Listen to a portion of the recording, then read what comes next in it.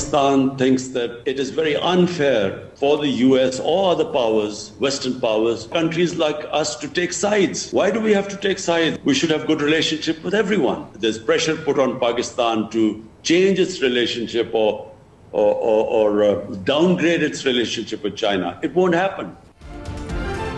जो भी दबाव आए पाकिस्तान और चीन के ताल्लुकात तब्दील नहीं होंगे। वजीर आज़म इमरान खान का गैर मुल्की मीडिया को इंटरव्यू, कहा अमेरिका और चीन में मुखासमत बढ़ रही है।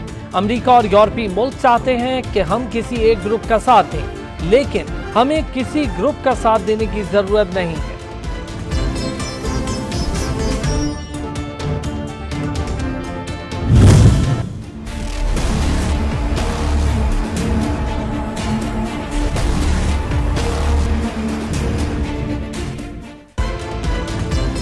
पाकिस्तान शरंगेज पड़ोसियों की साजिशों का शिकार। लाहौर धमाके में भारतीय और अफगान खुफिया एजेंसी के मुलविस होने का इंकशाफ। पाकिस्तानी इदारों ने कई बार सबूत दुनिया के सामने रखे। क्या आलमी इदारे भारत को कटहरे में लाएंगे?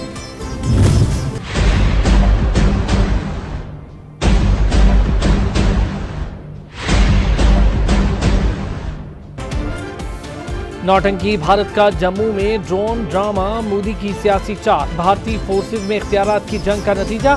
मगर अजीत डोवल हकायक पर पर्दा डालने के लिए एससीओ कॉन्फ्रेंस से कबल ही ड्रोन हमले का राग अलापने लगे। All those in favor of it may say aye. All those against say no. I think ayes have it and consecutive amendment is adopted and new clause 10 part of the bill. कौमी assembly में finance bill 2021 कसरत राय से मंजूर।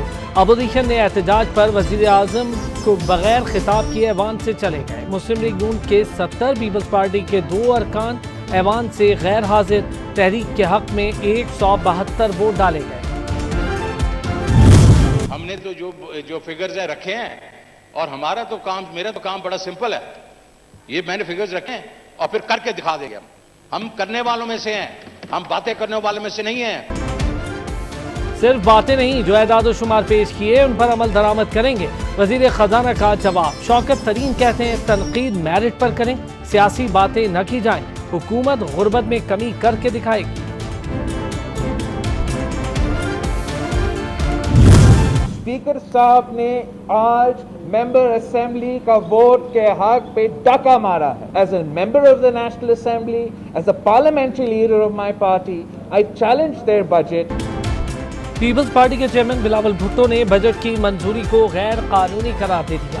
कहा आज अरकान assembly के vote के हक पर डाका मारा गया। स्पीकर ने कहने के बावजूद भी गिनती नहीं करवाई। मजीद कहा अवाम महंगाई के सुनामी में डूब रहे हैं, कश्मीर से कराची तक हुकूमत को बेनकाब करेंगे।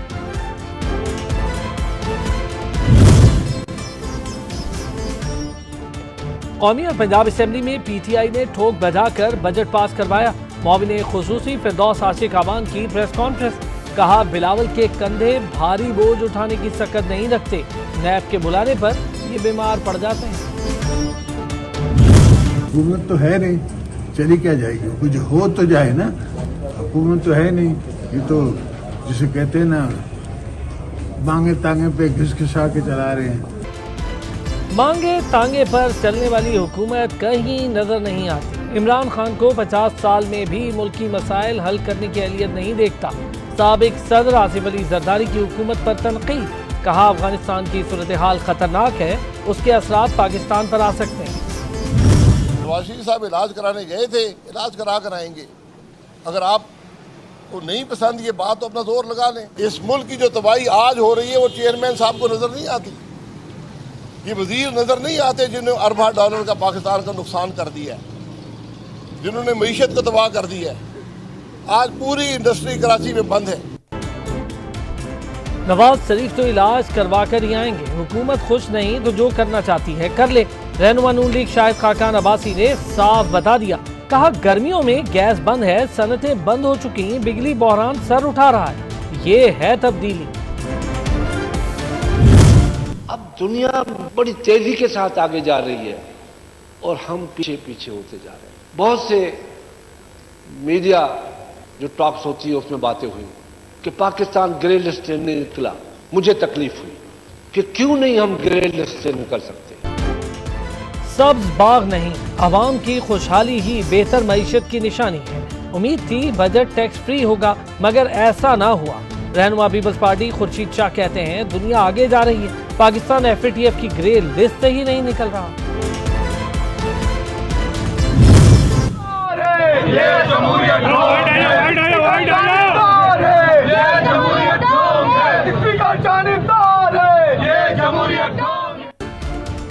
सिंध असेंबली में कशीदा सूरत हाल। स्पीकर सिंध असेंबली आगा सिराज दुरानी की अपोजिशन के 8 अरकान के दाखिले पर पाबंदी।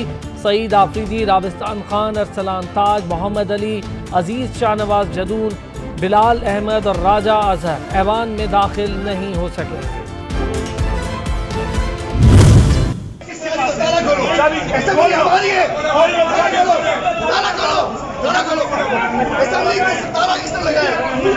हमारी है, क्या कर रहा है यार, किसी की नहीं है। सिंध असेंबली में दाखिले पर पाबंदी के खिलाफ अपोजिशन सरापा एहतजाज। हलीम आदिल शेख की क़यादत में एहतजाजी रैली। असेंबली में दाखिल होने की कोशिश की गई। अपोजिशन लीडर कहते हैं असेंबली किसी के बाप की जागीर नहीं, जो चाहेंगे करेंगे। आसिफ जरदारी मुल्क की सबसे बड़ी बीमारी की डकैती के खिलाफ मैं एहतजाजन अपना इस्तीफ़ा पेश करके आया हूँ फ्लोर ऑफ द हाउस पे, और इंशाअल्लाह कल सुबह तक इन राइटिंग जो है वो मैं स्पीकर ऑफ द असेंबली को भी दे दूँगा। PTI रुकने सिंध असेंबली फिरदौस शमीम नकवी का रुकनीत से मुस्ताफ़ी होने का ऐलान।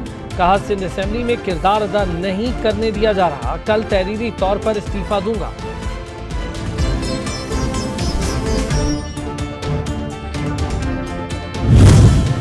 स्पीकर सिंध असेंबली आगा सिराज दुरानी डट गए। कहा कल ऐवान की बेहुरमती की गई, इस किस्म की घटिया हरकत मुनासिब नहीं। मजीद कहा DIG को बताएं जो फोर्स बाहर खड़ी है वो गेट बंद कर दे।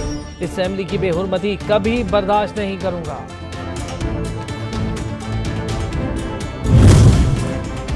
एक तरफ हरीम शाह और दूसरी तरफ हलीम आदिल शेख हैं। इस तरह की हरकत पहली मरतबा देखने को मिली है। वजीर इत्तला सिंध सैयद नासिर हुसैन शाह की मीडिया से गुफ्तगू। कहा कभी भी इस तरह के हालात असेंबली में नहीं हुए। ये लोग रुकने असेंबली के अहल ही नहीं, ये लोग अब तो आ गए हैं, आइंदा असेंबलीज में कभी नहीं आएंगे।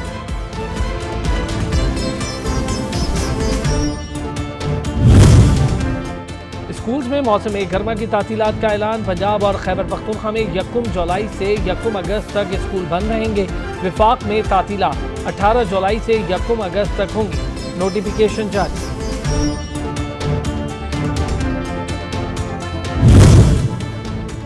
कोरोना की चौथी लहर का खतरा। ईद उल अजहा से मुतालिक गाइडलाइंस जारी। मवेशी मंडियों और ईदगाह में सख्ती से SOPs पर अमल कराया जाएगा। वजारत सेहत ने हिदायत की हैं कि शहरी ईद उल अजहा के दौरान गैर जरूरी सफर से गुरेज करें।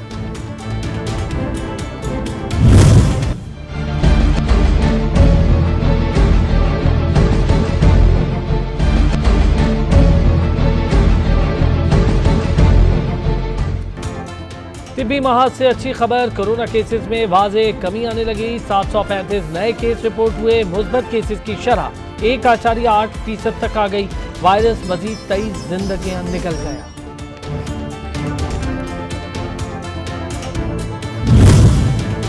कोरोना पर मुकम्मल काबू पाने का मिशन। चीन से खरीदी गई साइनोवैक की 23 लाख खुराकें पाकिस्तान पहुंच गईं। अमेरिका पाकिस्तान को वैक्सीन फराहम करेगा। 25 लाख खुराकें रवा हफ्ते पहुंचने का इम्कान है।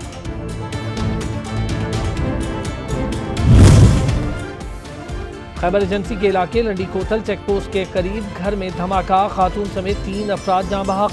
धमाके में 6 अफराद जख्मी हुए।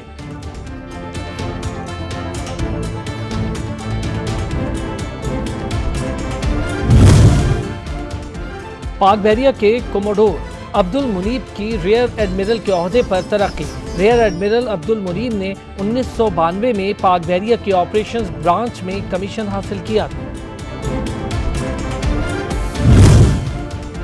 तब्दीली के आफ्टर शॉक्स। गर्मियों में गैस बहरान सर उठाने लगा। पंजाब और खैबर पख्तूनख्वा में सनतों और CNG स्टेशन को सप्लाई आज रात से मअतल हो गई। सिंध में ईंधन फराहमी के आयाम में 6 दिन की तौसीह कर दी गई।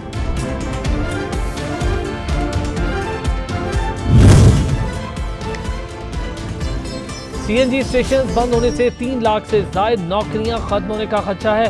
हुकूमत होश के नाखून ले। सीएनजी एसोसिएशन ने ईंधन की बंदिश के खिलाफ एहतजाज का इंतबाह दे दिया।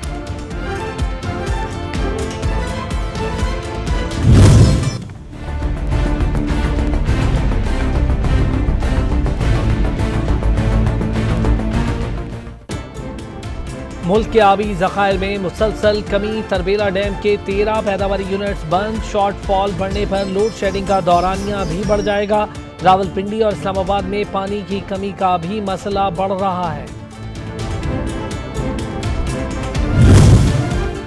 मुल्क में पानी की किल्लत बढ़ने लगी। इरसा का सिंध और पंजाब के पानी के हिस्से में कटौती का फैसला। इरसा के मुताबिक पंजाब और सिंध के पानी के हिस्से में 5% कटौती की गई। सिंध के पानी में 19,000 क्यूसेक की कमी आएगी।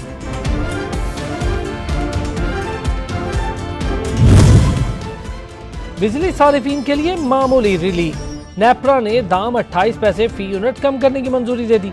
कीमत में कमी मई की माहाना फ्यूल प्राइस एडजस्टमेंट की मद में की गई। इत्तलाक, लाइफलाइन और के इलेक्ट्रिक सारिफीन पर नहीं होगा। 8 अरब की मशकूक ट्रांजैक्शंस का रेफरेंस। आसिफ अली जरदारी एहतसाब अदालत इस्लामाबाद में पेश हुए। अदालत ने रेफरेंस की कॉपी साबिक सदर को फराहम करने का हुक्म देते हुए समाअत 27 जुलाई तक मुलतवी कर दी। एहतसाब अदालत का बड़ा फैसला। महकमा खुराक के अफसरान की जानिब से करोड़ों रुपए गबन का जुर्म साबित। असिस्टेंट डायरेक्टर फूड बलूचिस्तान और असिस्टेंट फूड कंट्रोलर को मजमूई तौर पर 12 साल कैद, 10 करोड़ रुपए जुर्माना अदा करना होगा।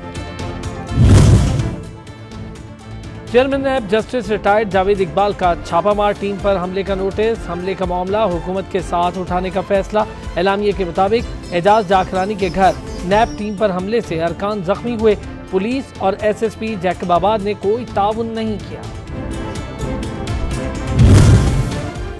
मकबूजा कश्मीर में भारतीय बर्बरियत थम न सकी।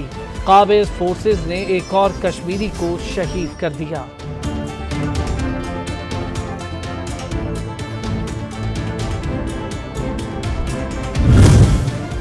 फलस्तीनियों से इजहार यकजहती। अमरीकी शहरों क्लेफ्टन और पीटरसन इंतजामिया सरकारी इमारतों पर फलस्तीनी झंडे लहराएगी।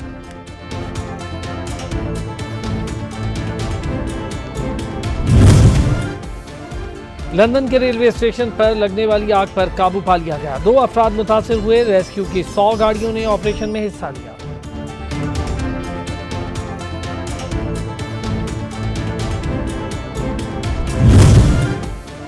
कराची में रेंजर्स और पुलिस की मुश्तरका कार्रवाई। 5 मुल्जिमान गिरफ्तार। तर्जुमान रेंजर्स के मुताबिक मुल्जिमान कत्ल, इक़दाम कत्ल, भत्ताखोरी और डकैती की वारदातों में मुलविस हैं। मुल्जिमान के कब्जे से असलहा और हैंड ग्रेनेड भी बरामद हुए।